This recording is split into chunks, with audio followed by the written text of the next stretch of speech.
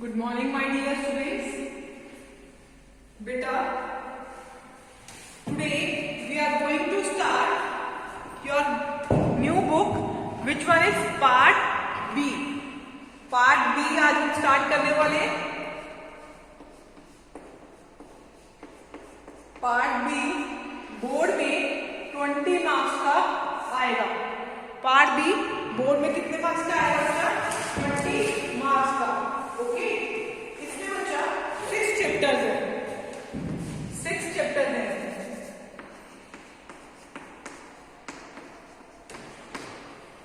Clear? 6 chapter है इसमें, और जो फर्स्ट चैप्टर है वो आज हम स्टार्ट करने वाले हैं. क्लियर? फिर स्टेप बाय स्टेप मैं आपको सारे चैप्टर करवाऊंगी, और आप ये मत सोचना कि आपने ये चैप्टर कर रखे हैं तो आप मेरे साथ साथ नहीं पढ़ोगे. आप अगर मेरे साथ साथ पढ़ोगे तो इस चैप्टर को एक्सप्लेन करने के साथ साथ इससे रिलेटेड बोर्ड के जो क्वेश्चंस आपकी बुक में आए हुए हैं, जो प्रीवियस ईयर्स में पेपर में आए हुए हैं, वो भी उसके साथ सॉर्ट आउट करवाओगे. क्लियर बच्चा? ओके, देखिए चैप्टर 1 जो है financial statement of company. Chapter 1 financial statement of company पढ़ेंगे. सो चैप्टर 1 पार्ट बी का चैप्टर 1 कर लेंगे. Chapter 1 financial statement of company.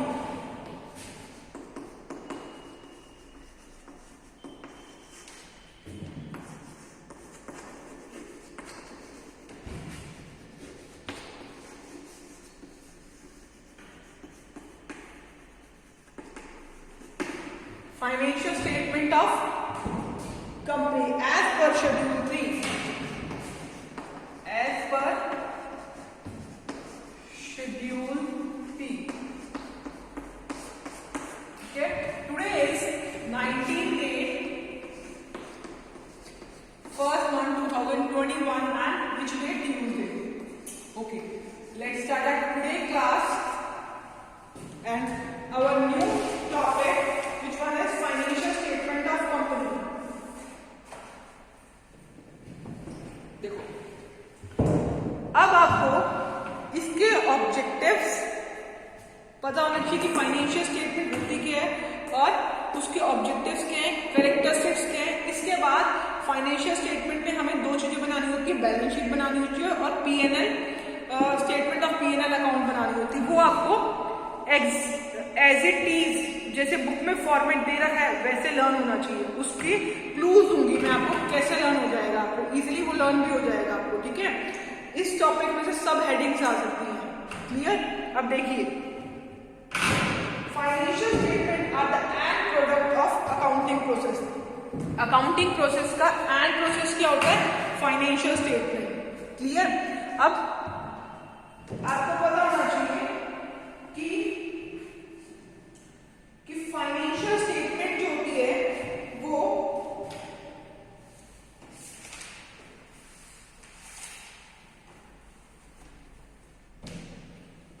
क्यों प्रिपेयर करी जाती है, ऑब्जेक्टिव क्या होते हैं फाइनेंशियल स्टेटमेंट प्रिपेयर करने के.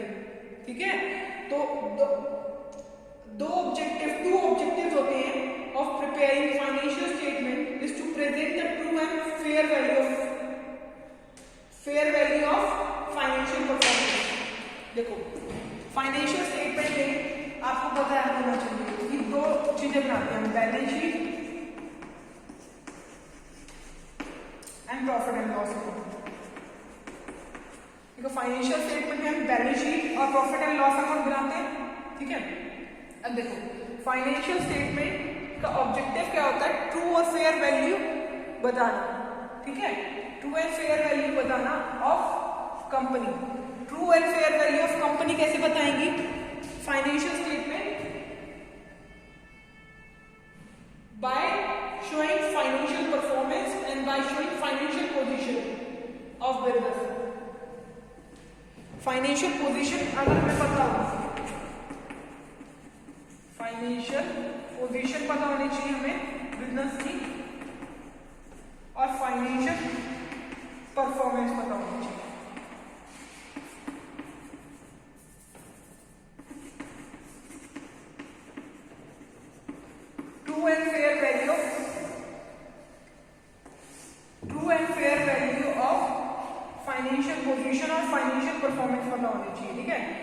फाइनेंशियल पोजीशन कैसे पता होगी हमें? अगर हमें बैलेंस शीट के बारे में, अगर हमें asset and equity and liability के बारे में पता होगा तो हमें फाइनेंशियल पोजीशन पता चल जाएगी। फाइनेंशियल पोजीशन कैसे पता चलेगी? अगर हमें एसेट, इक्विटी एंड लायबिलिटी के बारे में पता होगा तो हमें क्या पता चल जाएगी? Financial position. ठीक है, फाइनेंशियल पोजीशन पर चलेगी। फाइनेंशियल परफॉर्मेंस कैसे पता चलेगी? Profit and loss, profit and loss से पता चलेगी। क्लियर? प्रॉफिट एंड लॉस जो होगा कंपनी का प्रॉफिट और लॉस से हमें फाइनेंशियल परफॉर्मेंस पता चलेगी ऑफ बिजनेस। तो ये दो ऑब्जेक्टिव हो गए। टू ऑब्जेक्टिव अगर आ जाते हैं, two objective of financial statement is to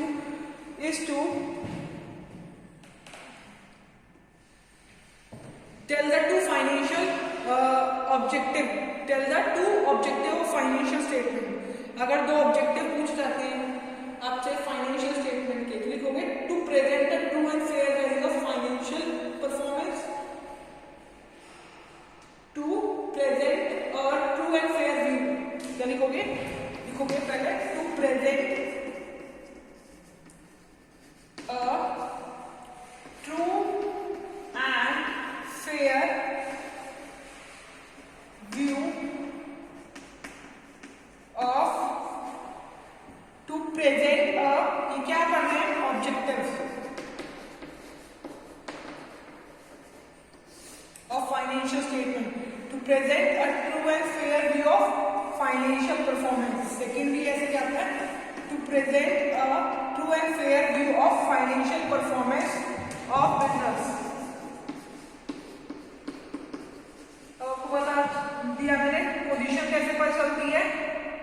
asset और लायबिलिटी देख के। परफॉर्मेंस कैसे पता चलती है? प्रॉफिट एंड लॉस देख के। ये तो ब्रीफ, ये नॉर्मल इंट्रोडक्शन था फाइनेंशियल स्टेटमेंट टॉपिक का। ऑब्जेक्टिव फाइनेंशियल स्टेटमेंट में हमें बैलेंस शीट और प्रॉफिट एंड लॉस अकाउंट बनाना होता है। और आपको पता होना चाहिए जो बैलेंस शीट होती है वो हमें किस शेड्यूल के अकॉर्डिंग बनानी है। ठीक है, किस शेड्यूल के अकॉर्डिंग बनानी है? कौन सा एक्ट होता है? Part 1 of schedule 3, part 1 of schedule 3 of companies act 2000, part 1 of schedule 3 of companies act 2013 के अकॉर्डिंग हमें बैलेंस शीट बनाना है। क्लियर? अब आइए, अब आपको पता होना चाहिए कि हम कैसी बैलेंस शीट बनाते थे। ऐसे बनाते थे, बैलेंस शीट लिखते थे ऊपर और यहां लिखते थे एसेट, सॉरी बच्चे, यहां लिखते थे लायबिलिटीज, यहां लिखते थे एसेट्स। यही बैलेंस शीट बनाते थे। ये कौन सी बैलेंस शीट होती है? हॉरिजॉन्टल। बट कंपनी ये बैलेंस शीट नहीं बनाती। कंपनी कौन सी? कंपनी कैसे? वर्टिकल बैलेंस शीट बनती है कंपनी। कैसी? वर्टिकल बैलेंस शीट, जो मैं आपको बनाना सिखाऊंगा। अब आप सोचोगे कि वर्टिकल बैलेंस शीट क्या अलग होती है? क्या उसमें कोई आइटम अलग आती है? उसमें भी इक्विटी एंड लायबिलिटी और एसेट ही आती है, बट हम ऐसे ना लिख के उसको ऐसे लिखते हैं, वो मैं आपको समझा दूं। तो vertical balance sheet. Clear? Vertical balance sheet. Okay, this thing clear? Next we come to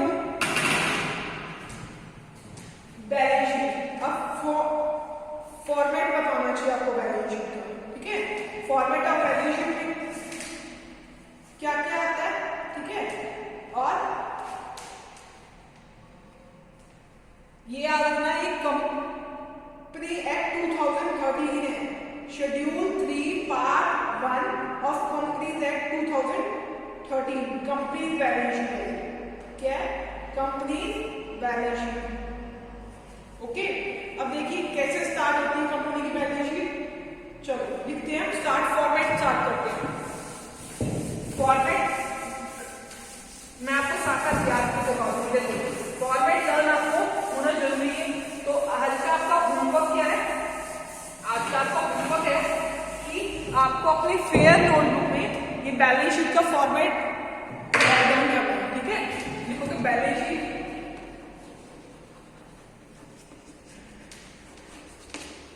sheet, first होगा पर्टिकुलर, नोट नंबर और करंट ईयर, प्रीवियस ईयर।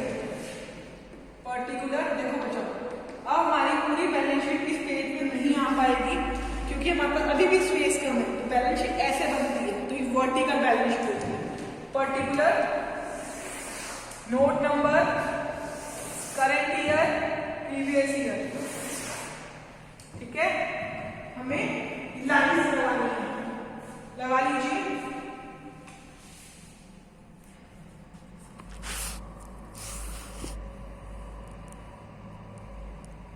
अगर आज की वीडियो में हमारी बैलेंस शीट कंप्लीट नहीं होती तो हम कल की वीडियो में भी यही कंटिन्यू करेंगे। ओके, देखिए पर्टिकुलर,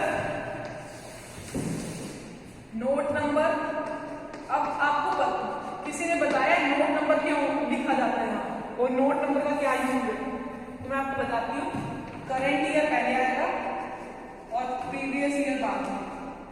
और करंट ईयर और प्रीवियस ईयर भी क्यों लिखते हैं? देखो करंट ईयर तो इस साल की जो ट्रांजेक्शन जो है वो आ गई। अब प्रीवियस ईयर भी लिखते हैं कि कंपैरिजन करते हैं इस वजह से। ठीक है, अब नोट नंबर क्यों लिखा जाता है? अगर यहाँ पर लिखा गया सेल्स का कोई रोल नहीं है, यहाँ लिखा गया शेयर कैपिटल, जैसे बैलेंस शीट में शेयर कैपिटल आता है। शेयर कैपिटल नोट नंबर दे रखा है 2, नोट नंबर 2। अब शेयर कैपिटल नोट नंबर 2 और यहां दे रखा 1 लाख। क्या शेयर कैपिटल डायरेक्टली 1 लाख कैसे आ गए? क्या शेयर हमने इक्विटी शेयर लिया है, प्रेफरेंस शेयर लिया, आपको कुछ भी नहीं पता, सिर्फ दिया share capital 1 lakh, note number 2। अब आपको नोट नंबर 2 क्यों डाला? क्योंकि नोट नंबर 2 पे जाके शेयर कैपिटल का सारा फॉर्मेट एक्सप्लेन कर रखा होगा, जैसे ऑथराइज कैपिटल, सब्सक्राइब कैपिटल, कहां से हमारी कैपिटल आई, क्या क्या एरर है, सारी चीजें लिख रखी होगी। और शेयर कैपिटल की जो अमाउंट आई वो हमने डायरेक्टली यहाँ लिखी थी। नोट नंबर 2 से नोट नंबर 2 में जाओगे जहां पर आपको सारी एक्सप्लेनेशन दी होगी कि शेयर कैपिटल कहां से कितनी कैसे है। इस वजह से नोट नंबर डाला जाता है। क्लियर? कि अगर हमें कोई भी डाउट हो then we can go there and see कि 1 लाख कैसे आए, नोट नंबर कैसे क्यों डालते हैं पता है। अब देखिए फॉर्मेट क्या है? Particular, note number, current year, previous year. ठीक है, इसके बाद आ जाएंगे बैलेंस शीट पे। ये हमारी बैलेंस शीट है, वर्टिकल बैलेंस शीट है।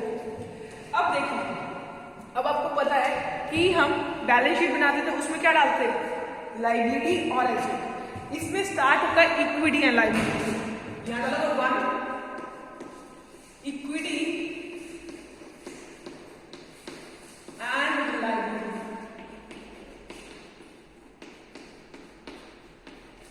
एक 1 ये होता है इक्विटी एंड लायबिलिटी, सेकंड होता है एसेट्स।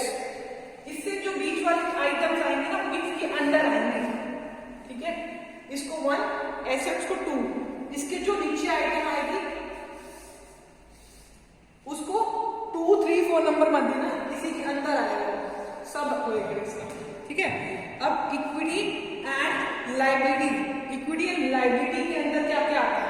देखो 1 दे दिया, अब 1 इसके अंदर तो इक्विटी एंड लायबिलिटी में शेयर होल्डर फंड्स क्या आते हैं? Share holders fund. Equity and liability में क्या आएगा? Share holder fund. अब शेयर होल्डर फंड के अंदर, शेयर होल्डर फंड के अंदर आएगी 3 आइटम, ए, बी, सी। ठीक है, क्या आ रहा है? Share capital, share capital, reserve and surplus, reserve and surplus,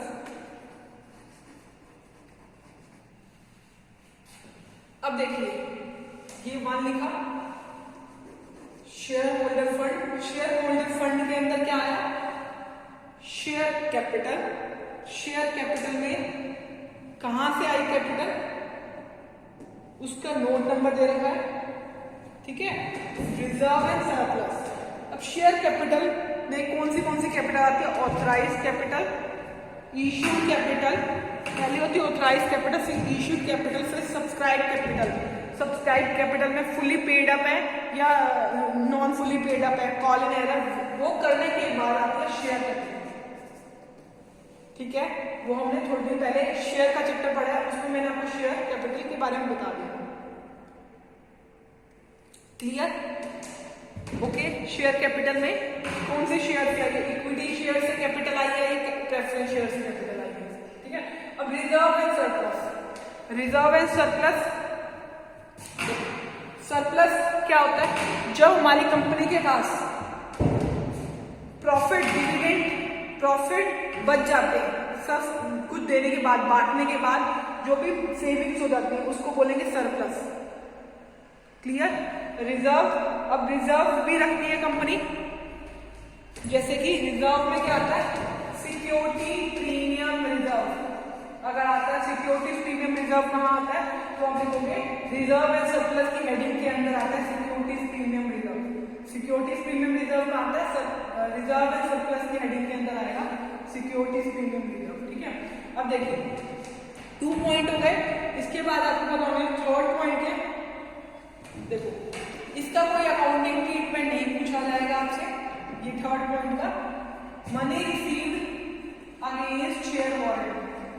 money received against share warrant, ये दे रखा है। अब आपको पता होना चाहिए money received against share warrant क्या होता है। देखो money received against share warrant, देखो एक पर्सन था ए, जिसने कंपनी को पैसा दे दिया, क्या दे दिया, जितना भी पैसा चाहिए था कंपनी को दे दिया, बट कंपनी से इसने ए ने शेयर नहीं दिए, ठीक है।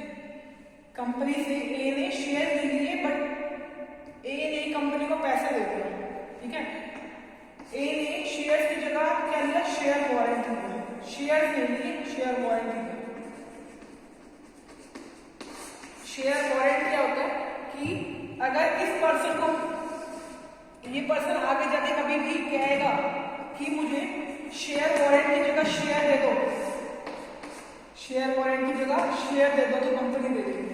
अभी कंपनी ने एक को शेयर दे दिए, ठीक है, पैसा दे दिया, तो इसमें लिखा money received against share warrant. Company ने क्या दिया, शेयर वारंट दिया एक को और पैसा ले दिया, शेयर नहीं दिए। अगर ये पर्सन कहेगा आगे जाके शेयर वारंट ले लो, शेयर दे दो, तो कंपनी देगी, तो money received against share warrant. अब पैसा तो आया ना, कंपनी को पास पैसा तो आएगा, शेयर कैपिटल वगैरह में डाल सकते, तो शेयर तो दिए ही नहीं हमने, तो ये money received against share warrant. क्या है, money received against share warrant, जो भी मनी होगी तो खाली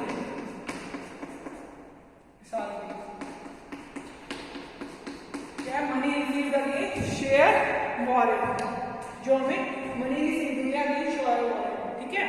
अब शेयर होल्डर फंड के अंदर 3 पॉइंट्स लिखे हमने, 3 पॉइंट लिखे A B C, share capital, reserve and surplus, money received against share warrant. इसके बाद सेकेंड पॉइंट है, फर्स्ट ये है, सेकेंड ये। Second point in this is share application money pending allotment.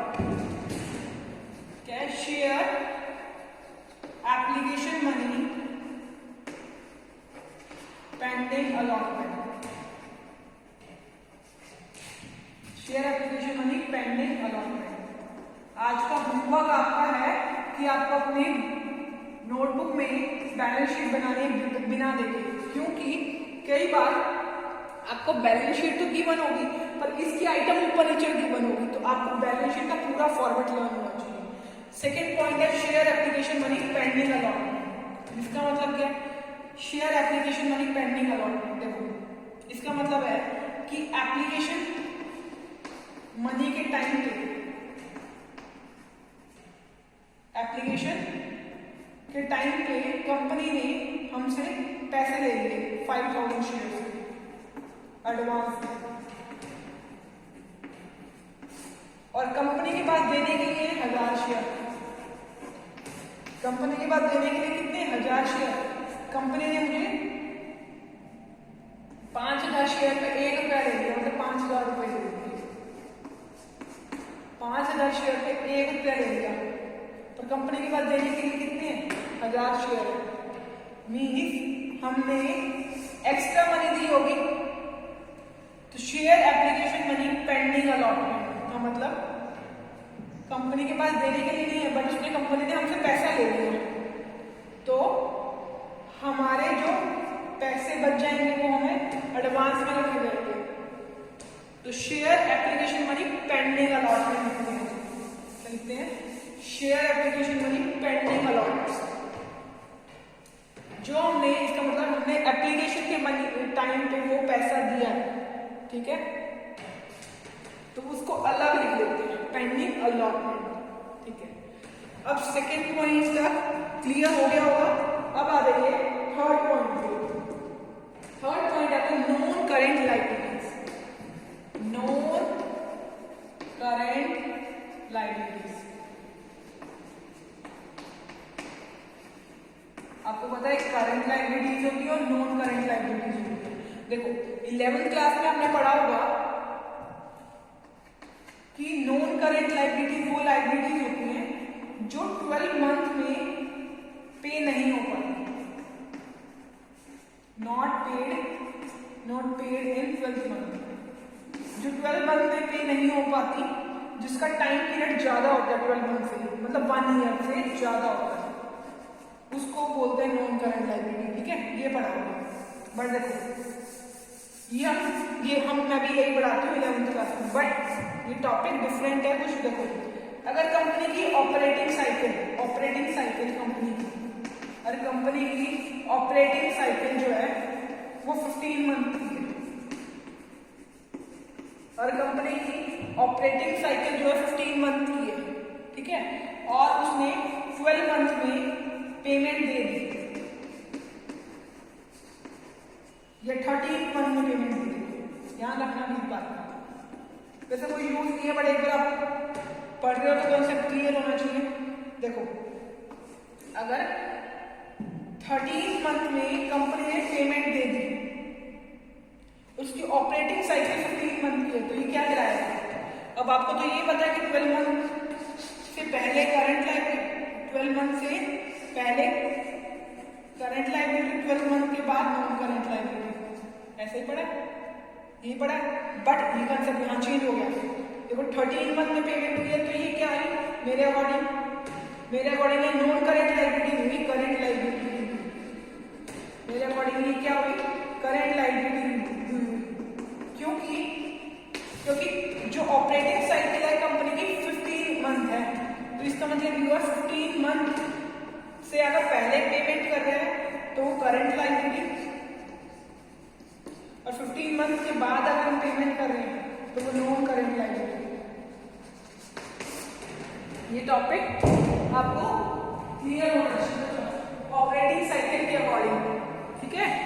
क्या पढ़ाया मैंने आपको आज, ऑपरेटिंग साइकिल का पता होना चाहिए, ठीक है। ऑपरेटिंग साइकिल का पता चल गया कि ऑपरेटिंग साइकिल के अकॉर्डिंग हम देखते हैं करंट लायबिलिटी और करंट लायबिलिटीज और नॉन करंट लायबिलिटी। देखो अब नॉन करंट लायबिलिटी में क्या क्या आइटम्स आती है वो देखो। नॉन करंट लायबिलिटी का मतलब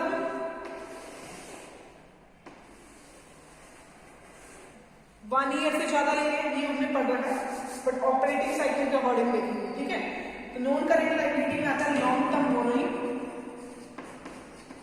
जो अमाउंट हम लंबे टाइम के लिए बोरो करते हैं, लोन लेते हो ना, उसको क्या बोलेंगे, लॉन्ग टर्म लायबिलिटीज, ठीक है।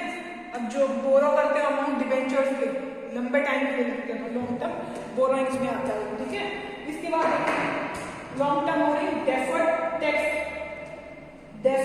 लायबिलिटीज इसके बाद आता है डेफर्ड टैक्स लायबिलिटीज।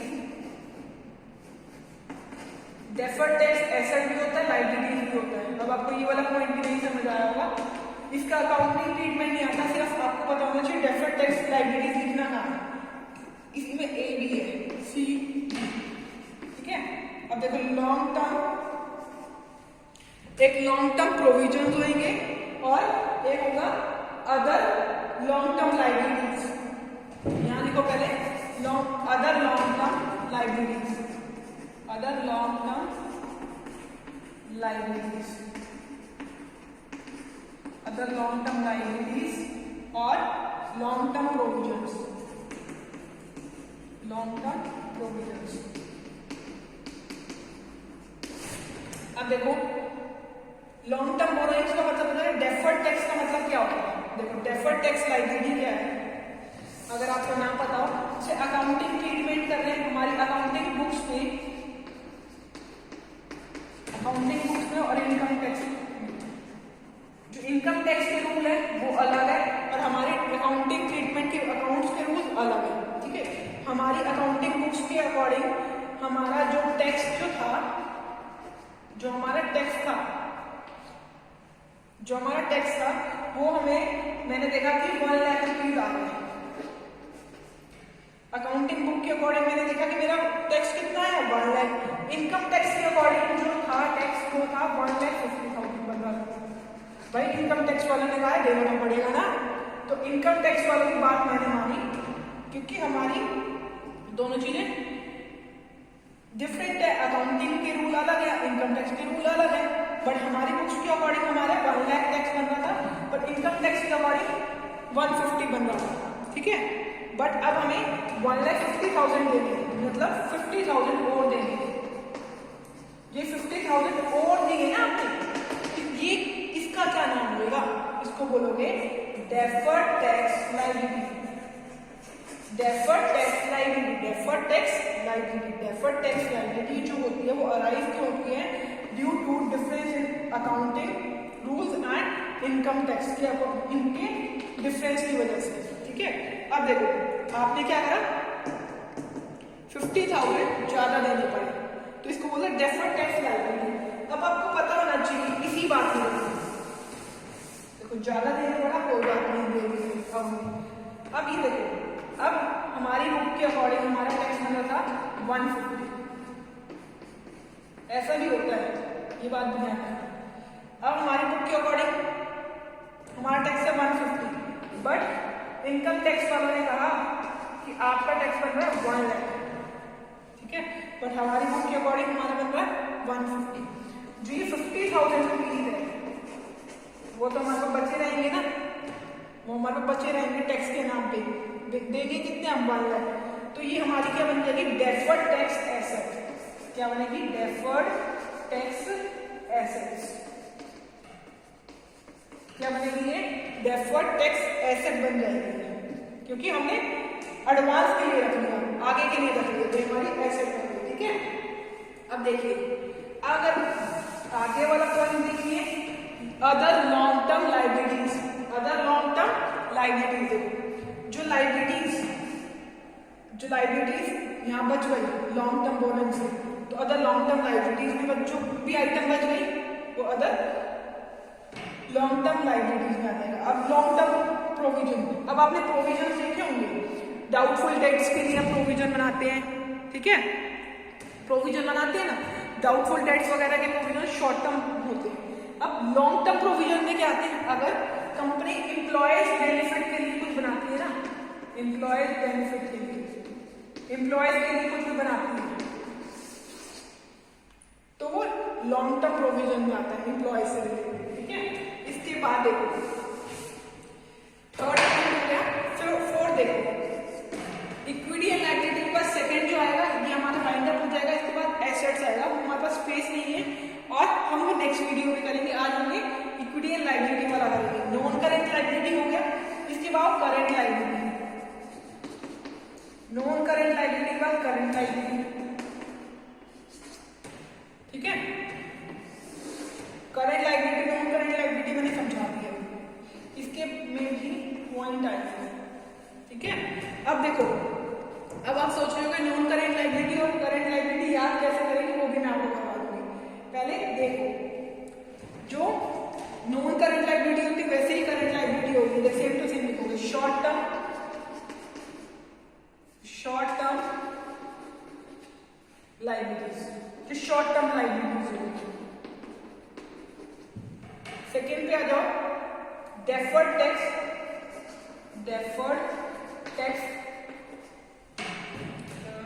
रुक जाइए, लॉन्ग टर्म लायबिलिटीज पढ़ लिया हमने, बोरोइंग का। शॉर्ट टर्म लायबिलिटीज, ये शॉर्ट टर्म बोरोइंग। अब डेफर्ड टैक्स एसेट नहीं आएगा यहाँ पर, डेफर्ड टैक्स कॉपी मत करना, डेफर्ड टैक्स एसेट नहीं आएगा, इसमें आएगा ट्रेड पेएबल, ये चीज ध्यान रखना, इसमें आएगा ट्रेड पेएबल। अब ट्रेड पेएबल होता है क्या, आपको मैं बता दूंगा। Long term, short term borrowings आएगा, जो शॉर्ट टर्म के लिए हमें बोरोइंग्स आएगी। Short term borrowing, trade payable. Trade payable के बाद क्या आता है, ट्रेड पेएबल के बाद आता है अदर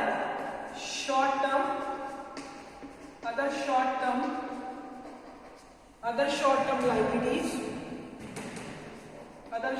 लायबिलिटीज, लास्ट पॉइंट जो आता है हमारा वो आता है शॉर्ट टर्म प्रोविजन, जो हम छोटे टाइम के लिए प्रोविजन आते हैं। इसके बाद क्या आता है टोटल। अब आप इसमें ट्रेड पेएबल समझ लीजिए, ट्रेड पेएबल क्या होता है, ठीक है। इसमें हम क्या समझा रही हूँ, trade payable, short term borrowing, जो बोरिंग हम हमारे ऑपरेटिंग साइकिल से कम पीरियड के लिए करते हैं, तो शॉर्ट टर्म बोरिंग, ठीक है। अब देखिए ट्रेड पेएबल में क्या आता है, देखो ट्रेड पेएबल में याद रखना क्रेडिटर का, क्रेडिटर्स और बिल रिसीवेबल या बिल पेएबल, बताओ। बिल रिसीवेबल एसेट में आता है, बिल पेएबल आएगा यहाँ, bill payable creditors, trade payable, ठीक है। अदर शॉर्ट टर्म लायबिलिटीज, जो लायबिलिटी शॉर्ट टर्म बोरिंग से बच गई, अदर शॉर्ट टर्म लायबिलिटीज में डाल देते हैं। शॉर्ट टर्म प्रोविजन, जो प्रोविजन हमने छोटे टाइम के लिए बनाए, ठीक है। अब इनको याद कैसे करोगे, इसमें तो याद होगा शेयर होल्डर फंड में share capital, reserve and surplus, money received against share warrant, share application money received, share application money pending allotment. अब थर्ड में non current liability, current liability याद हो गया। ये पॉइंट्स कैसे याद करोगे, ठीक है। Long term borrowing, deferred tax liabilities, other long term borrowing. इसका एक पॉइंट बता देती हूँ, वो याद करो, यहाँ याद करोगे डॉल, यहाँ याद करोगे डॉल, यहाँ याद करोगे टॉस। डॉल और टॉस याद कर लोगे तो लर्न हो जाएगा। देखो doll deferred tax liability, other long term liabilities, long term provisions, क्या है long term provision, long term borrowings. Doll deferred tax liability, other long term provision, long term borrowing, long term provision, long term borrowing, other long term liabilities, ये सारे हो गए। अब toss, TOS से toss, T का मतलब trade payable, ओ से other short term liabilities, other short term liability, short term borrowing, short term provision, ये दोनों लर्न कर लीजिए। ये है फॉर्मेट बैलेंस शीट का। Balance sheet equity and liability का पार्ट करा है आज हमने। इसके बाद एसेट का पार्ट रहता है, वो हम कल की वीडियो में करेंगे, और इससे रिलेटेड क्वेश्चन भी मैं कल की वीडियो में बताऊंगी आपको, ठीक है। आज हमने इतना ही करा है, नेक्स्ट वीडियो में हम एसेट के बारे में। ओके बच्चा, thank you very much, okay, have a nice day. अगर आपको कोई भी डाउट हो इस टॉपिक से related, then you can ask from me. Thank you बच्चा, वेरी मच।